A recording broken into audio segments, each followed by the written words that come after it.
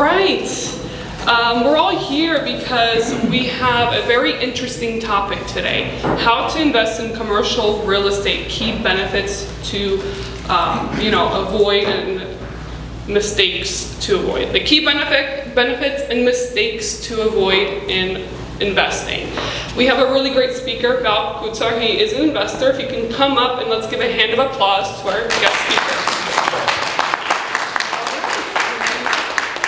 All right, thank you everybody. Thank you for the warm welcome. I am not really a public speaker. I'm going to do the best I can. I was telling my pastor that they're going to ask me to speak for 30, 40 minutes. I was like, this is like longer than a sermon, and I'm like, I don't know how to do this stuff, but I will do the best I can. I typically I will meet with people like one-on-ones, over coffee, over lunch, spend a couple hours, mentorship and things like that. So it was very interesting that they asked my partner Max to come out here and he just wasn't available. So I guess they went to plan B, so here I am. But they're asking to share a few things that I'm actually very passionate about. Not really my background, I didn't start in commercial real estate. I'll get into my story a little bit later, but commercial real estate is a very interesting thing to get into, especially if you have a business, if you are looking on how to make money, how to pass things down to your children as opposed to homes, and etc. So we'll kind of get right into it. I know we don't have too much time and I know you guys are all busy, but as a show of hands, how many people have ever purchased a commercial property here?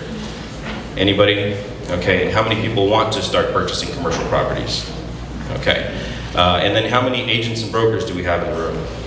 All right, quite a few as well. All right, good, so we got a good mix of people. So what we'll get into is why investing matters. So I feel that commercial real estate is something that's a little bit more generational, right?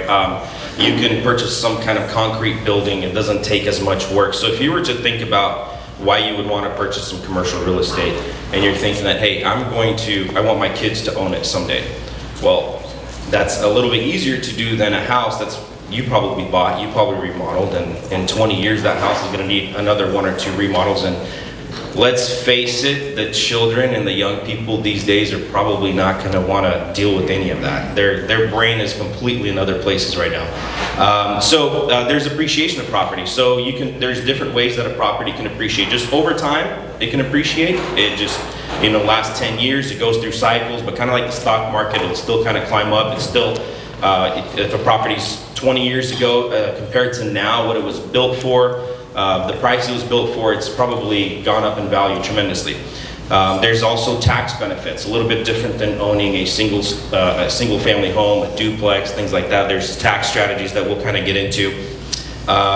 There's also the diversification of portfolio. What I mean by that is you can buy a property that has mixed use. You can have retail on the bottom. You can have different types of units up top, offices or something like that.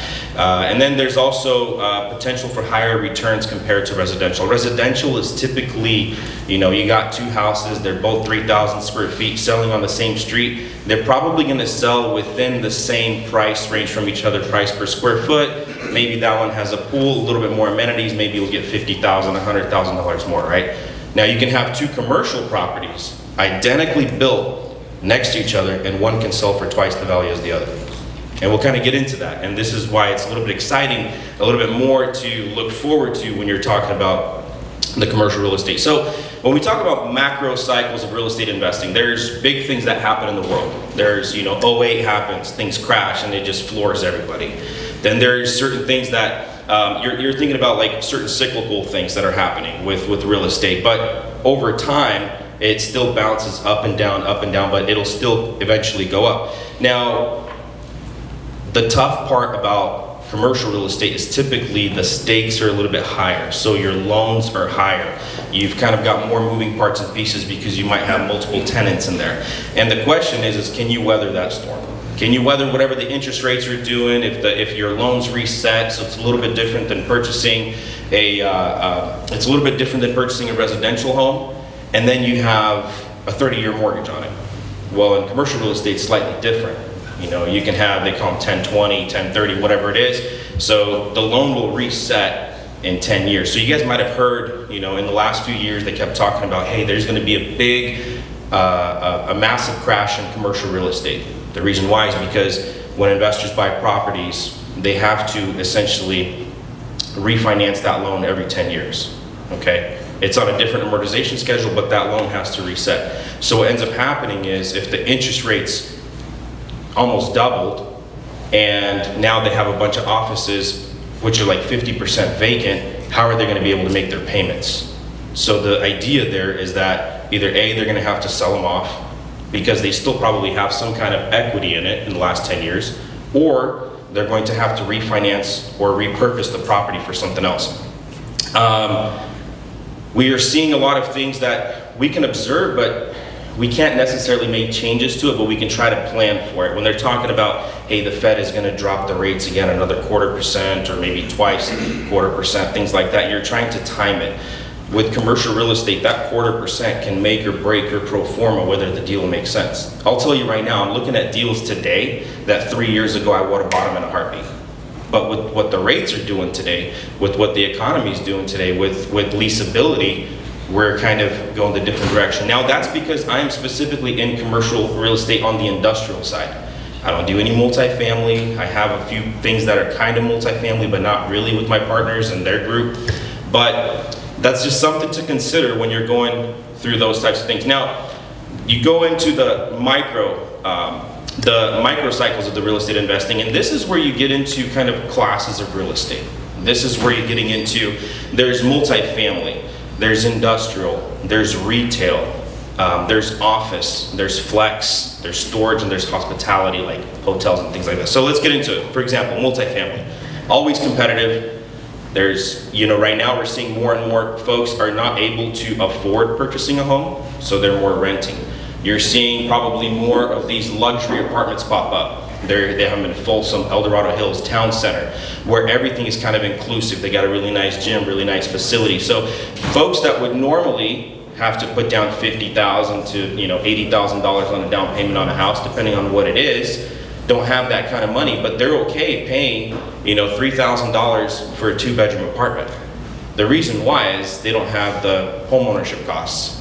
Their insurance is probably a lot cheaper than their house would be. They don't really have to do any renovations to their homes. They also have, if you look at who's leasing right now, it's a little bit more of that tech mindset, a little bit more of the younger generation who wants to walk down to restaurants. They want to walk down and watch the concert. If you guys are all familiar with Town Center, they built those beautiful apartments on the left-hand side. I've had some friends that live there, and they're gorgeous. I mean, why not live there, right? Nobody's really looking to have big backyards anymore. If you guys are seeing a lot of these things are popping up, you walk out, you don't even have room to put a barbecue grill, okay? So, but the cost, what they're really saving on is that down payment money. So multifamily, and that's where the thing is people understand that multifamily is always going to be needed.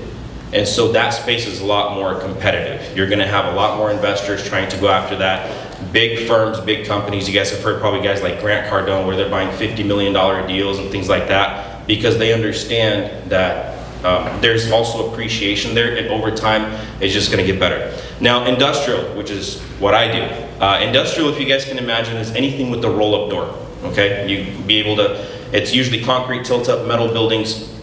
You can get in there. So the reason why I like industrial is COVID taught us a lot, okay? We all realized that during that time, you thought about the businesses that got shut down, and then you automatically think about blue-collar service, people who are still going to be needed, which also is starting to become a little bit more relevant right now with AI, right? So AI is like not really going to replace your auto mechanic, for example. It's not really going to replace your plumber who needs a space.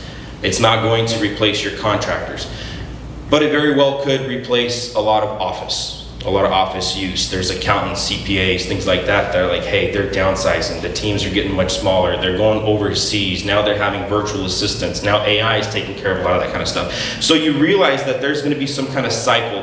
Multifamily might be strong. Industrial might be strong. Retail, depends on what type of retail. Office is going to start going down more and more. And you think about, well, hey, does that mean that there's no opportunity in office? I disagree. I recently purchased a building last year, about 16,000 square feet of office. but they're small units. They're about 640 square foot units, so anybody can go in there. The hair salon can go in there, a barbershop can go in there.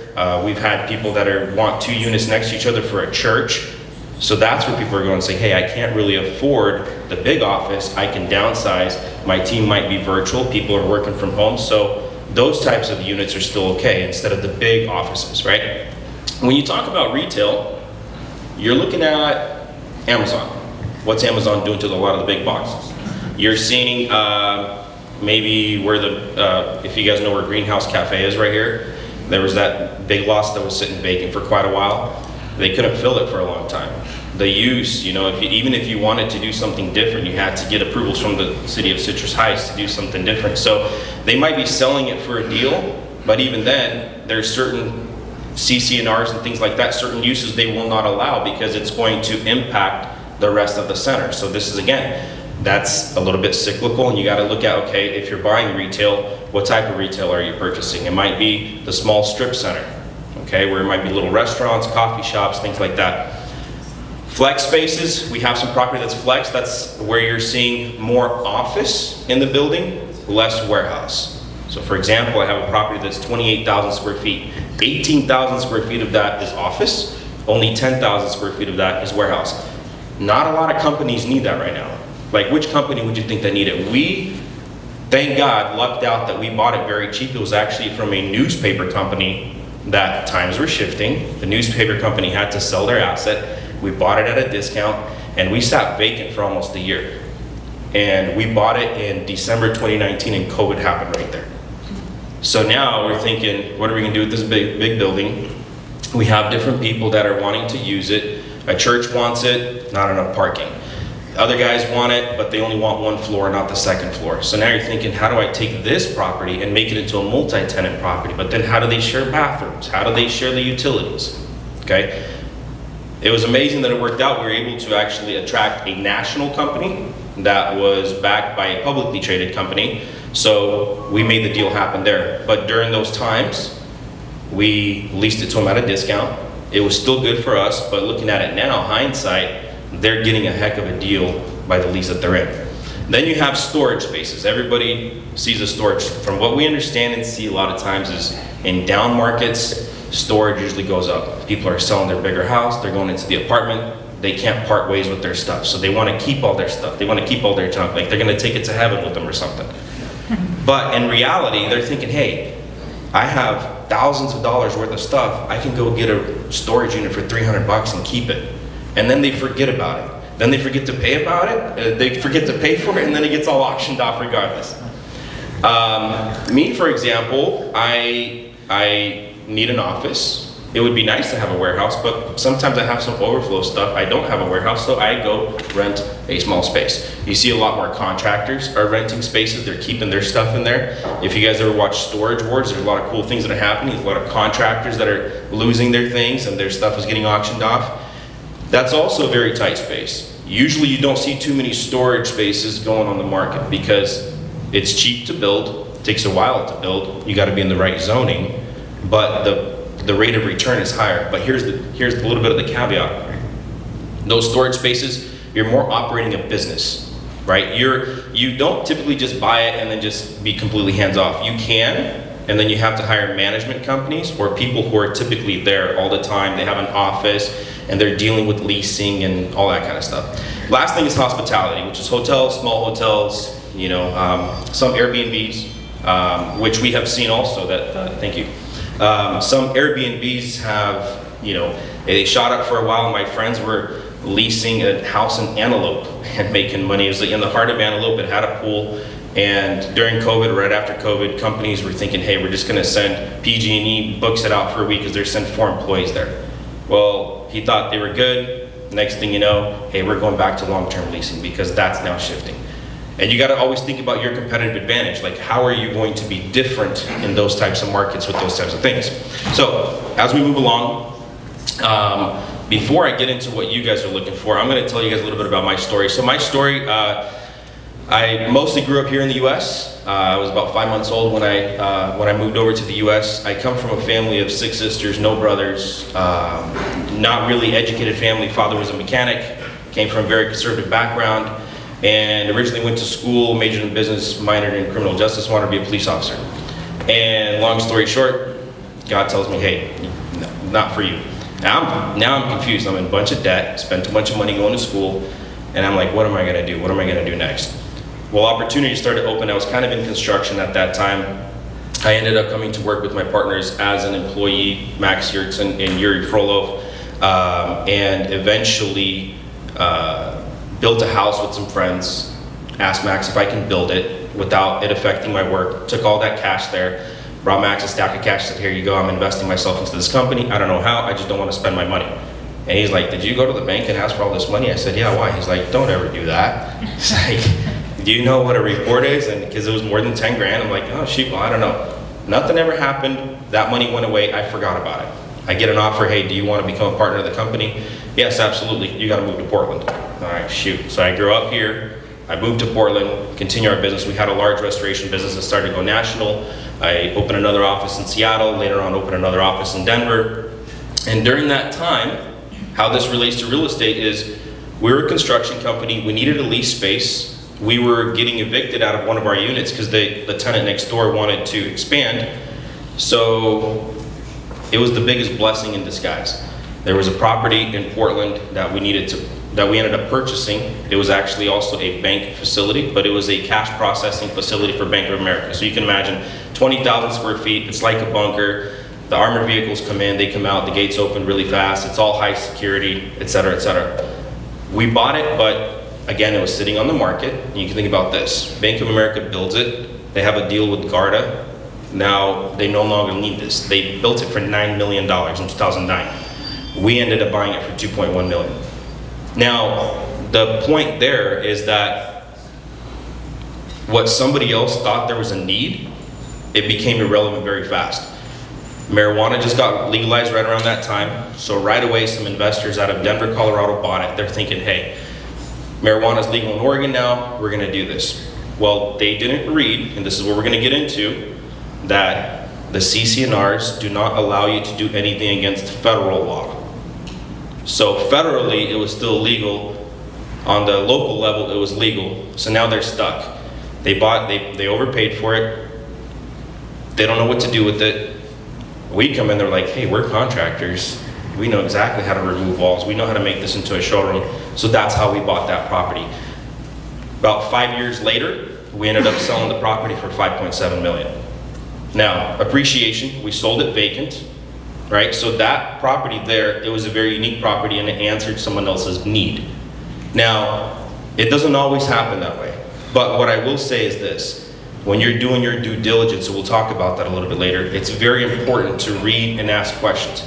Because agents and brokers, and many of you guys who have been either representing one side or the other, or have been a buyer, you'll realize that most brokers on the other side are trying to sell the deal and get the commission. They want to lock it in. They don't want to lose the deal. They don't want to lose the buyers. They don't want to lose their reputation. So they'll do whatever they can.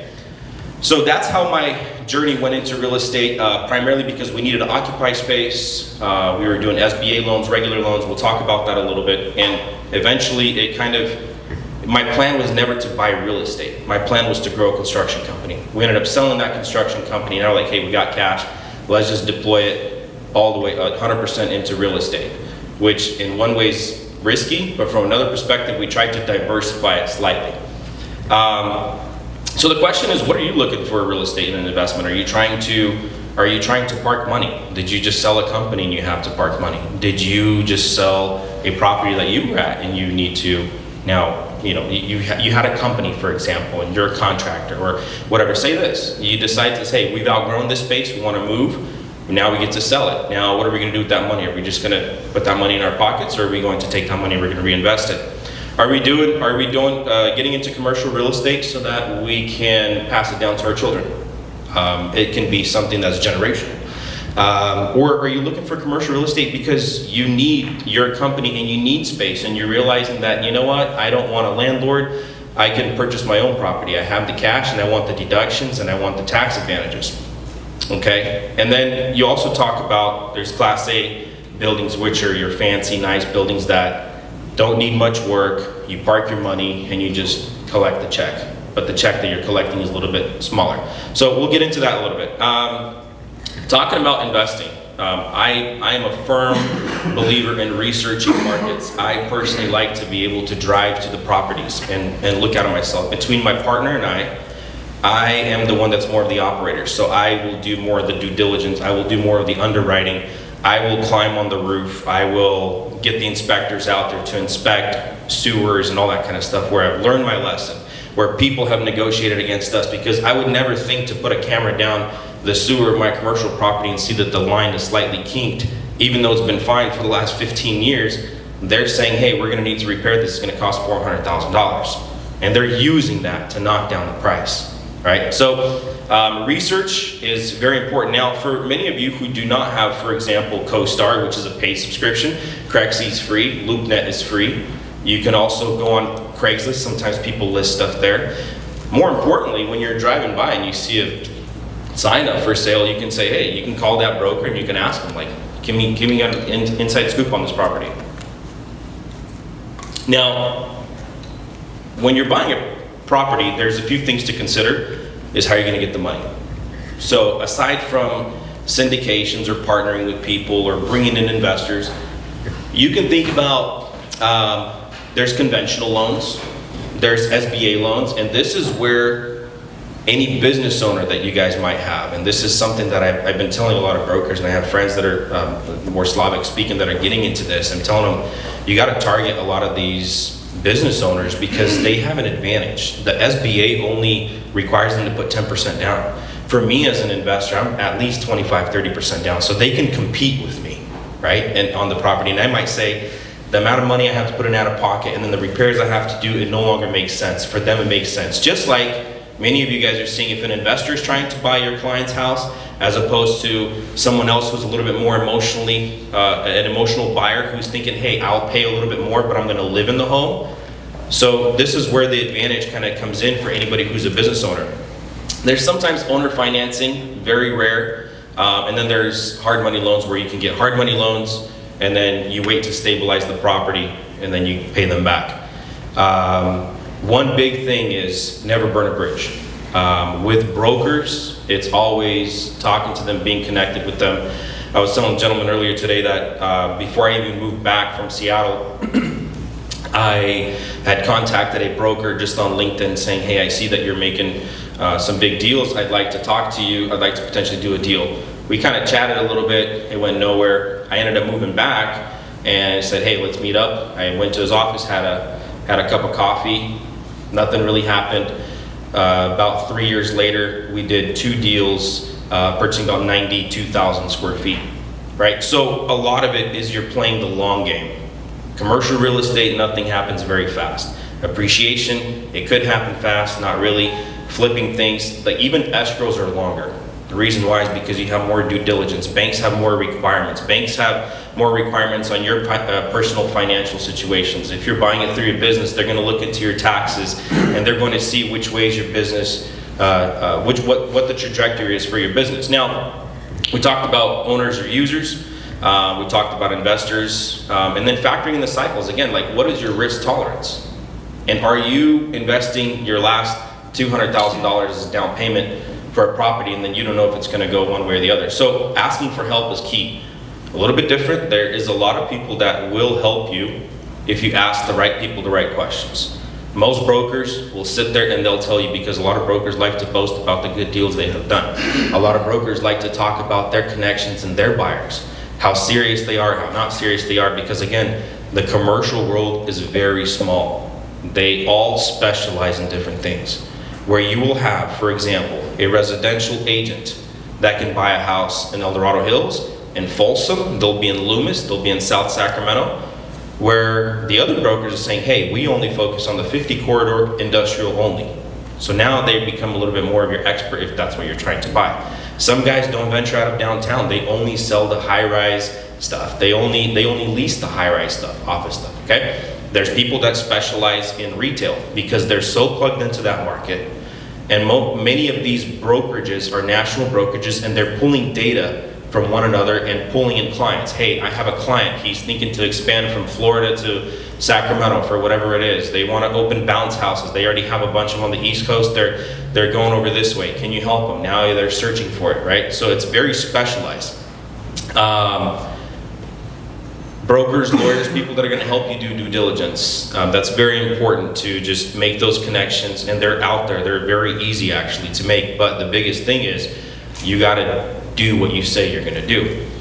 Now, there's a few things to avoid when you're purchasing property. It's very important, I would say, to make sure that you are doing your proper due diligence. Ask questions, and a lot of times, I'll give you an example. Say I'm buying an industrial property. Say it's got 5 units in there. You got guys that are a cabinet shop, a guy's a contractor, a guy that's been there for 20 years just working on his own car, so he has seen people come and go. He has seen how much the roof, every season where the roof has leaked, he'll tell you all of that. Where the broker is going to say, I don't know much about it. The owner is going to say, yeah, everything is good, and you actually get to talk to the tenants. And you can say, hey, do you guys have any issues with transients? Have you guys had any issues with theft? Have you guys had any issues with roof leaks? How long have you not been paying your rent? And these are the types of things that people will start spilling the beans, and then you can use that to understand who your tenants are going to be. You're going to use that information to understand if you need to negotiate. Shoot, am I overpaying for this? Hey, so how long have you been here? How many times has your rent been increased? Oh man, if they're going to increase my rent, I'm out of here. Okay, might be a good thing, might be a bad thing. Are they all on month-to-month leases, or are they locked-in leases? So you always ask for the leases. You can actually ask for the loss for each property, the P&Ls, because you want to understand what are they paying for insurance. And they always say, hey, the insurance is cheap. Well, when have you guys ever seen that somebody, if they've been paying insurance for $5,000 a year, and the same insurance company says, hey, no problem, we're going to bring you in as a buyer and we're going to continue that policy, we're going to give you the same rate. It's not happening. As we all see, insurance companies are leaving California. It's a perfect reason for them to drop that client. And if they do end up going back, it's 3-4 times more. Understanding that, for example, I bought a property, Stockton, California. Nothing exciting, right? The entire property had a bunch of different users.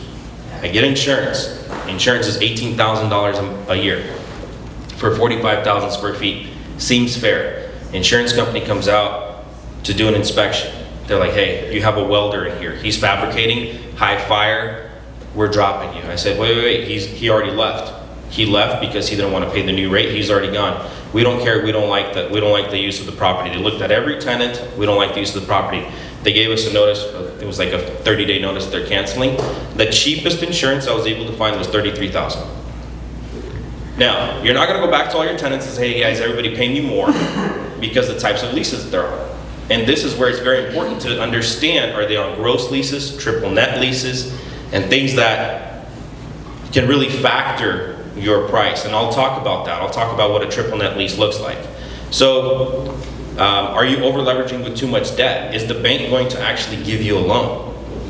Misjudging market trends and comps. So you might think that, hey, no problem, I can lease this space for X amount of dollars because that's what the area is doing. Well, little did you know that you might not have enough power there, so you won't be able to lease like your neighbor did because he has 3-phase power, you have 2-phase, or single-phase, whatever it is, right?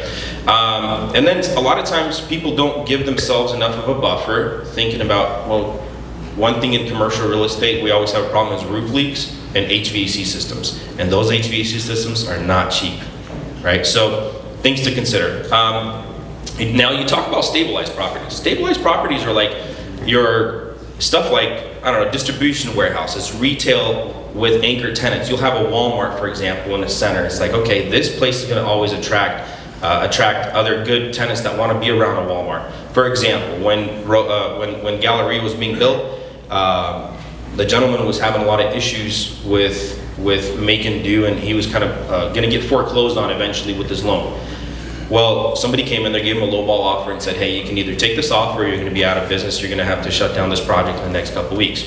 Well, what does the gentleman do? He says, okay, fine, I'll do it. Immediately that same day, the guy goes to, jumps on his plane, flies to Seattle, meets with the Nordstrom family, says, I'm gonna give you guys free rent because we understand that if Nordstrom's here, everybody else is gonna wanna be here. Okay, so that's you're talking about your anchor tenant. Now, stabilized properties will typically trade at a lower cap rate, so you're not getting as much return on your investment, but it's more of a safer investment. It's more like your real estate funds that are purchasing it. You heard of BlackRock, those types of guys, they'll purchase these things that'll make 6% on their investment, and they're very happy with that. That's actually a good number for them. So that's why it talks about different types of investors. Investors that need to make more because they don't have as deep pockets. Guys like BlackRock, they have so much money that they're okay it's a game of numbers for them. And then you have, let's actually keep going. You've got, your Amazon, your Trader Joe's, those are like Safeways, those are like, Class A type properties. Now, I like value add, at least for now. The reason why value add is you can buy something, as many of you guys understand, flipping houses, you'll buy like something a little bit worse and worse condition, and then you're going to add value. Now, it's a little bit different with adding value to a property with commercial real estate. It's not always physical things that you can attribute to the property. It's not always like, hey, I'm going to replace the roof, or I'm going to repaint it, or whatnot. Most of the time, you start by lowering the operating cost. Example, and it's a game of numbers again. You look at what it costs for insurance, what it costs, hey, these guys had a property manager. I can manage this property myself. It's only 4 tenants. I can probably deal with, dealing with the tenants instead of giving 5 to 7% to a property management company to deal with that. Raising rent strategically. Now, if they're in a lease, you can't necessarily, if your tenants are in a current lease, because you inherit the leases, they don't necessarily have to follow that, but when their lease expires, you get to offer them a new rate, and that new rate can be, or it can even be a new type of lease. They might be just paying a gross lease, where even all their utilities were included. You're paying for their power and their water and everything. Well, now it's changing a little bit. You're going to say, hey, you're going to have to pay your own power bill. I'm not paying for it. So now you're making $100, $200 more a month, whatever it is. But then when you multiply that by 30, 40 tenants in a property, now you're talking about real money, right? The triple net lease is why a triple net lease is very important, and these are the best leases you can have.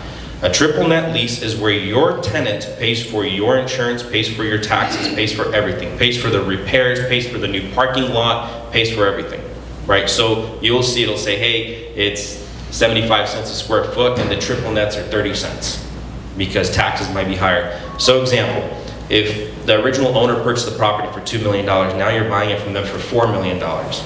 Your tax rate is going to be a lot higher.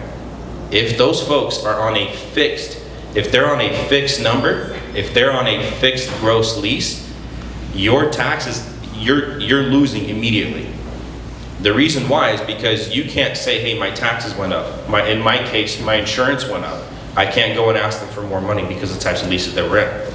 So a triple net lease, when you go to sell a property, you're going to get much more for it. Am I doing good on time? All right. You're going to get much more on your triple net lease, and so I am taking my properties anytime I buy it. I will still, people always say, what is it going to cost? I'll tell them, hey, it's still going to cost you $1,500 a month.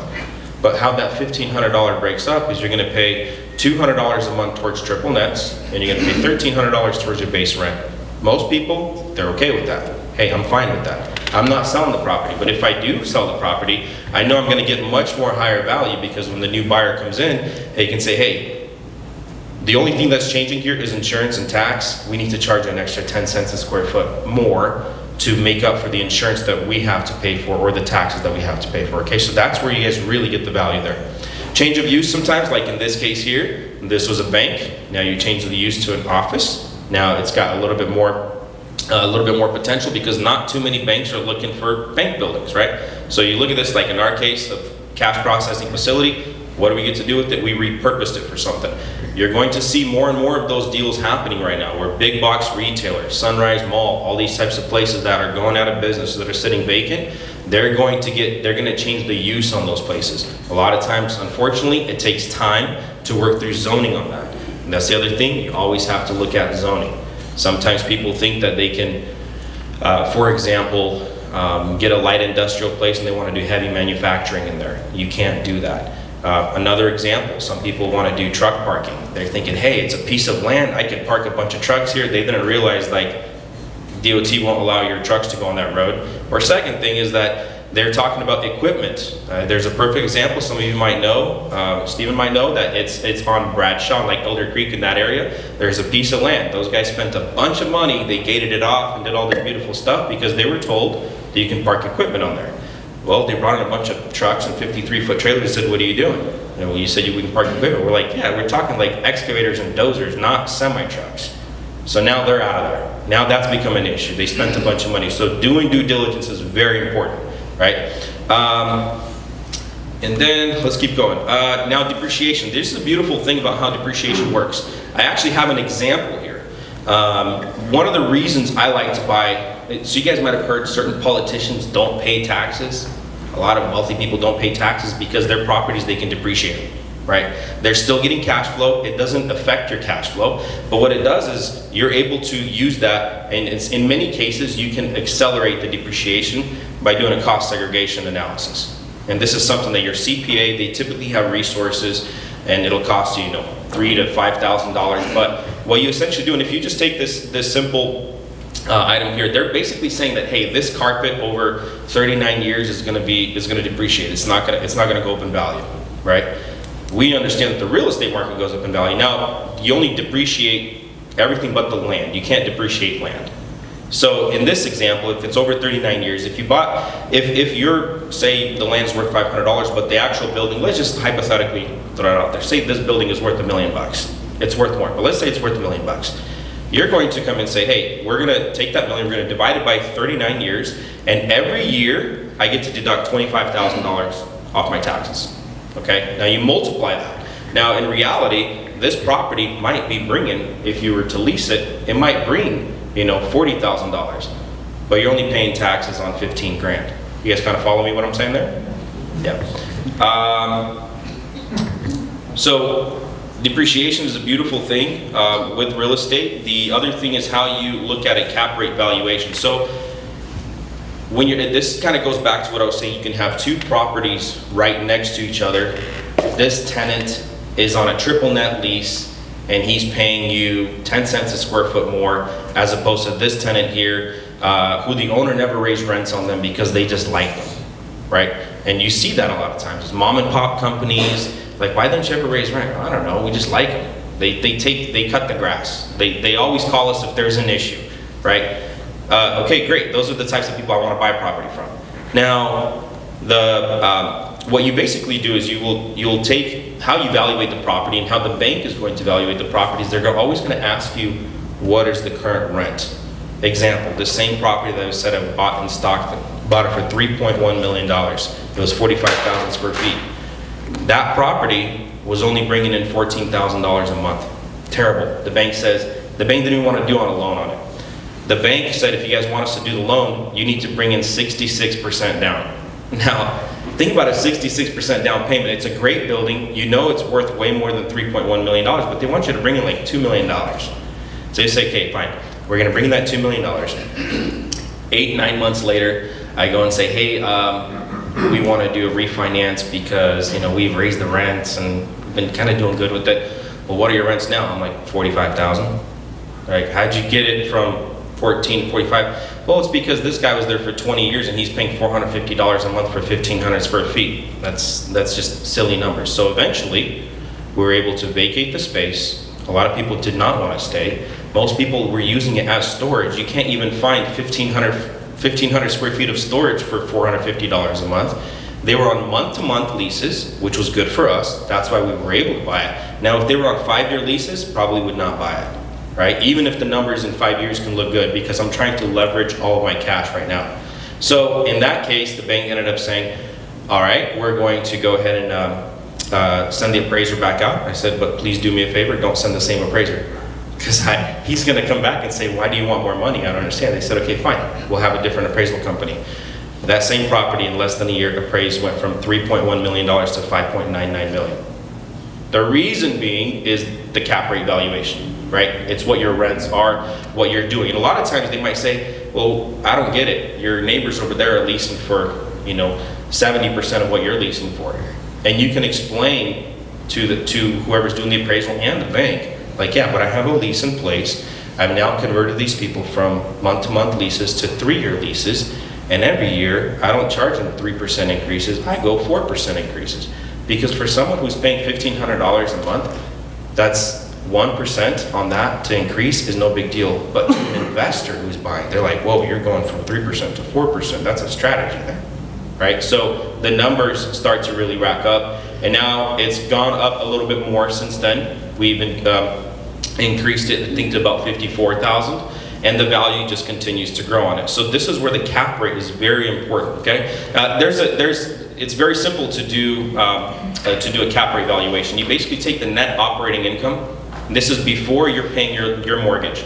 Nobody cares about your mortgage, right? So, yeah, I have it right here. So if you take your net operating income and you divide it by, say, 7%, typically properties will trade anywhere from 6 to 7%. If it's a nicer building, nicer property, it'll trade at a lower cap rate. The lower the cap rate for you when you're selling, the more money you're gonna get. When you're buying, you want a higher cap rate because that's your return on your investment, okay? Let's move along. I don't have too much time. This is basically, I think, one of my last slides. So 1031 exchanges. A lot of times people say, hey, I'm gonna, Val, you just increase the property by $1 million, the value of it, and you want to now sell it.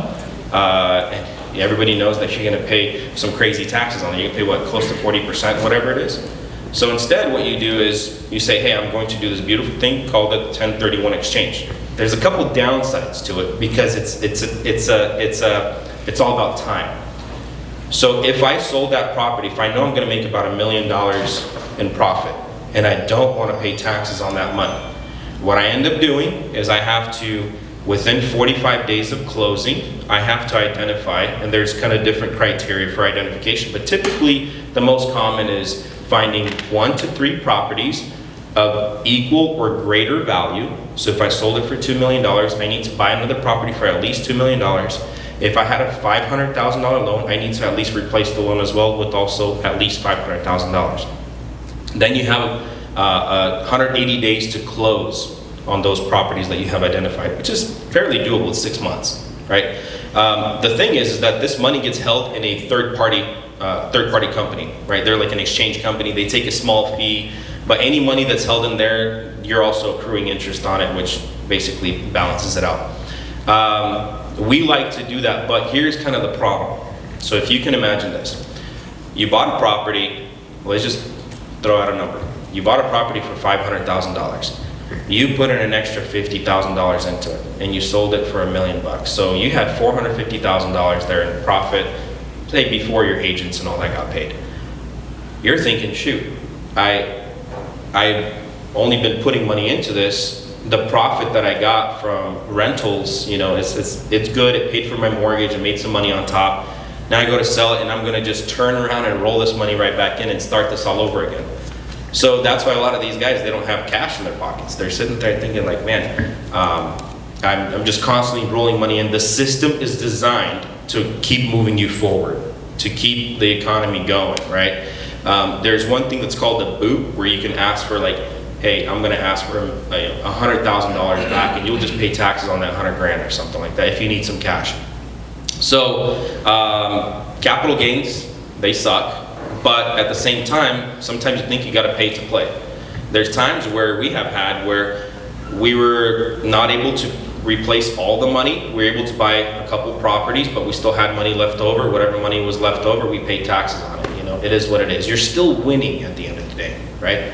You're still able to put things in, and you're still able to have your children benefit from it, hopefully, if that's what you want to do, and then put those types of systems in place. So in general, that's kind of the commercial real estate side of it. You know, you try to understand what type of property you want to be in. Do you want to bring in partners? There's different ways to structure deals. What I'm doing now is we've been purchasing a lot of our own stuff. We always have people that come and say, hey, can we invest with you? Because it's hard to sometimes buy your first deal being a $5 million deal because of how much down payment you need to, even sometimes $1 million depending on the criteria. So sometimes you might find a deal, you might want it, but like, man, I can't pull it off financially. I need to bring in an investor or something like that. So what we're doing is we're going to probably start syndicating some deals, meaning that I still run it with our track record. God's been very good to us, been very, very favorable. What we're able to do is invite people, like to say, hey, if we have an investment, we're under contract, we'll send out the numbers on it and say, hey, you know, in the next 2 weeks, we're going to close it. Whoever wants to jump in on it, here's what it is.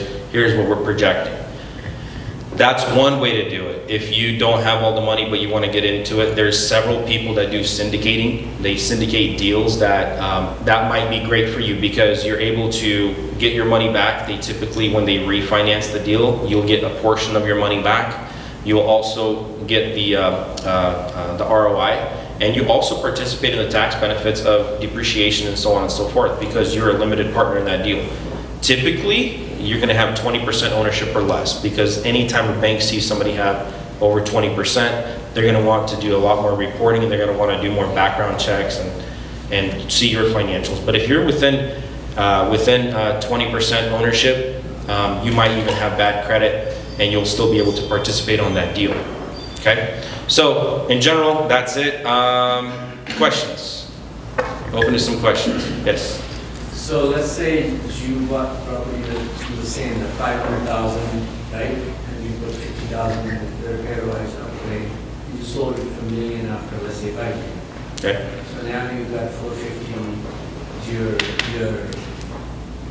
gain was 450. Mm-hmm. And you said that the new property you buy, the loan still has to be, the loan amount at least still has to be. Whatever your loan, no, not 450, whatever your loan amount originally was. So you have to replace the loan. If you had a $100,000 loan left, you at least need to have a minimum of a $100,000 loan moving forward. So you replace the property value, and you're also replacing the loan. So the property you sold, let's say 1 million, do you have to buy the new property to or more than $1 million? More than $1 million, or you can buy 2 properties that are equal to $1 million or more. And only one of them, you might put a loan just on one of them, you bought the other one for cash. That's also okay. But at least 100,000, if you have a loan at 100,000, you still have to get the loan. Yes. Yeah. Do you have your properties in one legal entity, or do you have an entity for each property?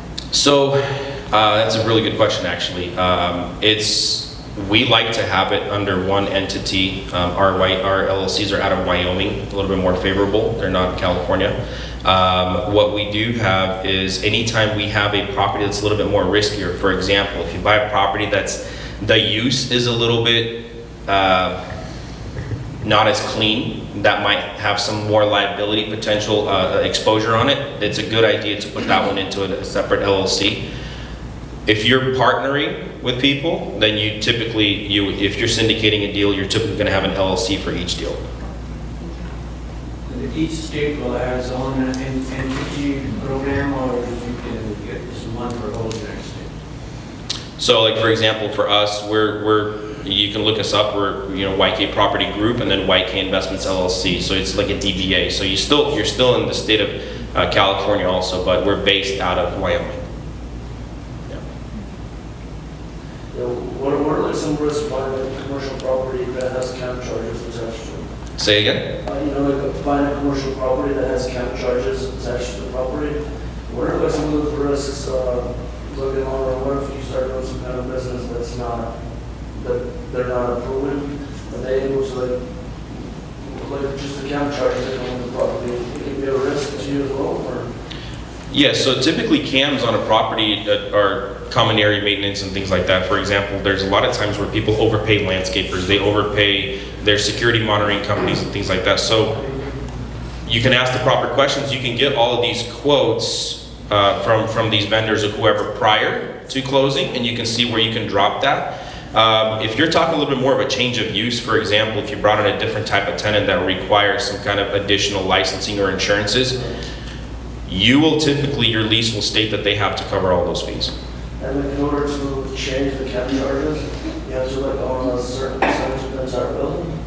So yes, good question. So if you have, say it was 10,000 square feet and you've got 4 units in there, each of them are 2,500 square feet. If you have $1,000 worth of CAMs, whatever percentage of the property they occupy, they're going to pay 25. Like in this case, they're going to each pay 25% of the CAMs. I'm just saying, in order for you to be able to change some rules in those CAMs, is there a certain percentage of the building that you have to own if we can make changes to the account, or the account's gonna stay with the building truck loans. I'm trying to understand your question. So you're saying if you want to increase the CAM charge? No, like, how much of the building would I need to own to like rechange some of the cams? Like, if I don't want to charge my future tenants cam charges, when can I like remove the cams? You know, I wonder if they're really trying to say that's a certain percentage or? No, it's right away. It's because if you're, there's times when you have a building and they're condo units, for example, that's a little bit different. The cams are reconciled and done a little bit differently. So we can talk about this afterwards a little bit and kind of give you a little bit more on that. Anybody else? All right, I will pass it on to Dennis. All right.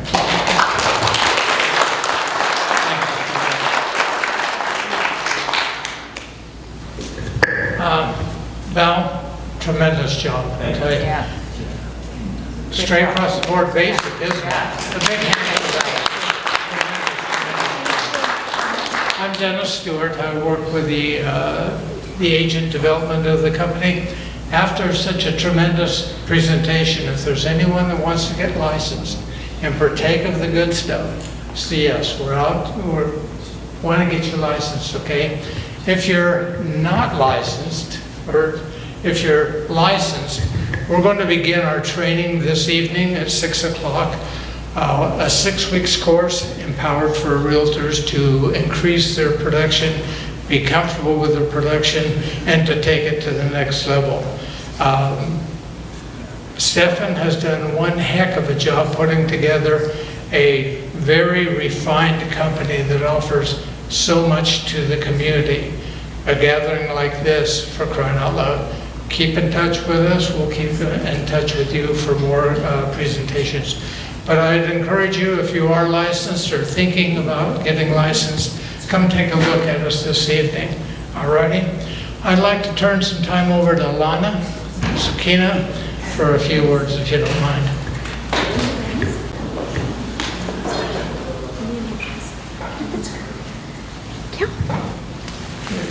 Thank you, Dennis. Well, good morning, everyone. And Val, thank you so much for a wonderful presentation. We learned a lot, all looking forward to investing in commercial real estate, right? So we are here to help you in a different sense that Val might. We are actually attorneys, and we started our own firm. It's called OP Law Group.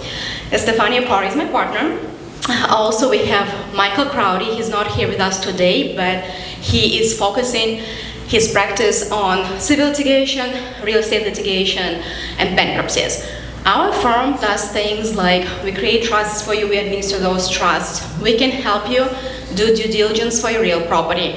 We can help you if your business is not doing well and you're looking to maybe file for bankruptcy and you're not sure if you should, you're not sure if you should do it as individually or on the business side.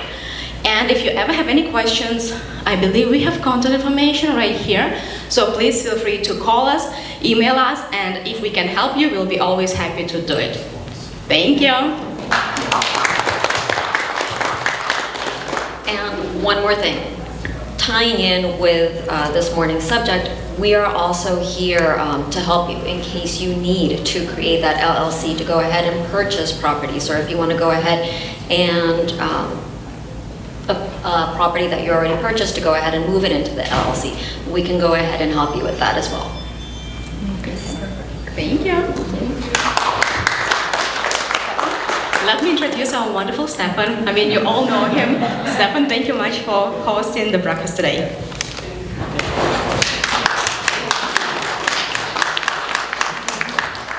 Okay, the biggest treasure what we have, this is our people, our community, you know.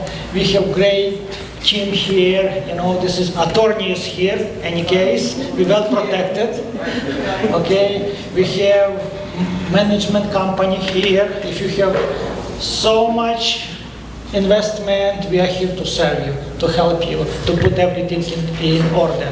And we have mortgage department here. Because it's, I believe real estate is good business, because after you get it, what you need? You need shelter, you know?